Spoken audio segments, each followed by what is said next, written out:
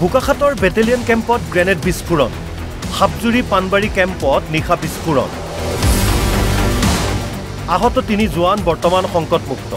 পিছে বিস্ফোৰণৰ আঁৰত কোন সন্দেহবশত দুজনক আটক কৰি সোধাপোছা আৰক্ষী মঙলবাৰে নিশা প্ৰায় 9 বজাৰ ঘটনা প্ৰচণ্ড শব্দত কঁপি উঠিল হাবজুৰি পানবাৰী বেটেলিয়ন কেম্প বাইকত অহা 2 দুৰ্বৃত্তই কেম্পৰ মূল গেটৰ সন্মুখত দলিয়ালে গ্ৰেনেড ঘটনাত আহত হল 3 জোৱান লগে লগে তিনিওকে ভৰ্তি কৰোৱা হয় বোকাখাতৰ অসামৰিক চিকিৎসালয়ত কি হৈছিল নিশা শুনক কেম্পটোত থকা এজন জোৱানৰ মুখেৰে কালি আপোনাৰ কিবা আমিতো লংঘৰত ভাত বনাই আছিলো ভাত বনাই ৰুমত যাওঁতে এটা আৱাজ এটা শুনিছো আৱাজটো শুনোতে ওলাই আহোঁতে দেখিছো লগৰ দুটাৰ বহিৰ পৰা তেজ ওলাই আছে তাৰপা সিহঁত তাক হেৰি কৰোঁতে এইফালে দৌৰাদৌৰি লাগিছে আৰু দৌৰাদৌৰি লাগোতে এটা বাহিৰত ওলাই আহি দেখোঁ অলপমান ধোঁৱা হৈ আছে বাহিৰটো ধোঁৱা হৈ থাকোঁতে চব দৌৰাদৌৰি লাগি আমাৰ চিনিয়ৰসকলে এনেকৈ আমাক এটা জেগাত গোট খুৱাই লৈছে গোট খুৱাই লৈ আমি তাৰপৰা তেনেকুৱাতে আমাৰ থানাত খবৰ দিয়া হৈছে খবৰ দিয়াৰ লগে লগে সকলো আৰক্ষী পাইছেহি বিস্ফোৰণটো ইমানেই ভয়ানক আছিল যে কেম্পটোৰ ওচৰৰ এটা পৰিয়ালৰ ঘৰৰ কিছু বয় বস্তু বাগৰি পৰিছিল আতংকিত হৈ পৰিছিল স্থানীয় লোকসকল বাচন বৰ্তন চব পৰিছে মানে বেৰত যিবোৰ বস্তু সামগ্ৰী ওলমাই থোৱা আছে ফটো চব পৰি গৈছে তলত এনেকুৱা এটা আৱাজ দিছে আমি কোনো দিনা এনেকৈ শুনা নাই মানে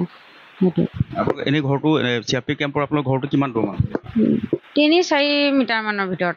ওচৰতে মূৰ্চাটো লাগিয়ে আছে আৰু 2-3-4 মিটাৰ ইমান ঘটনা সন্দৰ্ভত মুখ্যমন্ত্ৰীৰ প্ৰতিক্ৰিয়া এয়া সন্ত্ৰাসবাদী বা উগ্ৰপন্থীৰ কাম নহয় চোৰাং চিকাৰী বা আন অপৰাধীৰ হ'ব পাৰে এই সন্দৰ্ভত আৰক্ষীয়ে তদন্ত অব্যাহত ৰাখিছে প্ৰথম দৃষ্টিত সন্দেহ আমি সাধাৰণতে গ্ৰেনেড আদি বিস্ফোৰণ হ'লে আলফাৰ ওপৰত কৰোঁ কিন্তু গোলাঘাট আৰক্ষীয়ে সন্দেহ প্ৰকাশ কৰিছে যে ইয়াৰ লগত গড়ৰ চোৰাং চিকাৰীৰো কিবা ইনভলভমেণ্ট হয়তো থাকিব পাৰে দুজন যুৱকক চিনাক্ত কৰা হৈছে যি দুজন যুৱকে মটৰচাইকেলত বহি এই গ্ৰেনেডটো বিস্ফোৰণ কৰা বুলি দুইজন যুৱক বৰ্তমান আমাৰ পুলিচৰ হাতত পৰা নাই দুইজন যুৱকে পলাই আছে এই দুইজন যুৱকক গ্ৰেপ্তাৰ কৰাৰ পিছত আমি নিশ্চিত হ'ম যে তেওঁলোক সঁচাকৈ পুলিচে সন্দেহ কৰাৰ দৰে তেওঁলোকে গ্ৰেনেড ব্লাষ্ট কৰিছিলে নে আন কোনোবা দ্বিতীয় বা তৃতীয় পক্ষই গ্ৰেনেড ব্লাষ্ট কৰিছিলে কিন্তু গোটেই ঘটনাটো আৰক্ষীয়ে তদন্ত কৰিছে আৰক্ষীয়ে অকল আলফাক চিন্তা কৰিয়ে তদন্ত কৰা নাই আৰক্ষীয়ে আলফা চোৰাং চিকাৰী আৰু আন কিবা কাৰণ হ'ব পাৰে নেকি গোটেইকেইটা কাৰণক মুকলি কৰি তদন্তৰ গতি অব্যাহত ৰাখিছে বোকাখাতৰ পৰা জিন্তু কুৰ্মীৰ ৰিপৰ্ট NB নিউজ